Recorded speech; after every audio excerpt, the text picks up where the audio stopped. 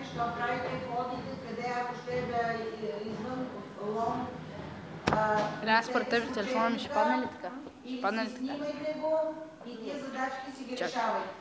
Значи, за да не ме питате какво ще бъде върху умножение и деление. Има задачи с умножение и деление, но ще има и плюс и минус. Ще има задача с хикс. Ние сега ще решиме какви задачи нашите са с хикс. Ще има за правоъгълник.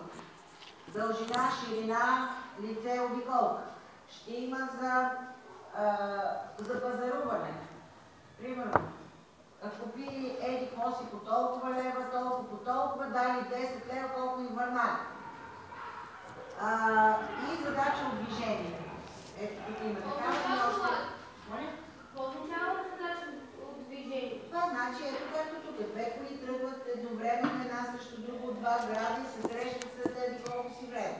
Едната пътувала с такава скорост, другата с такава скорост. Намерете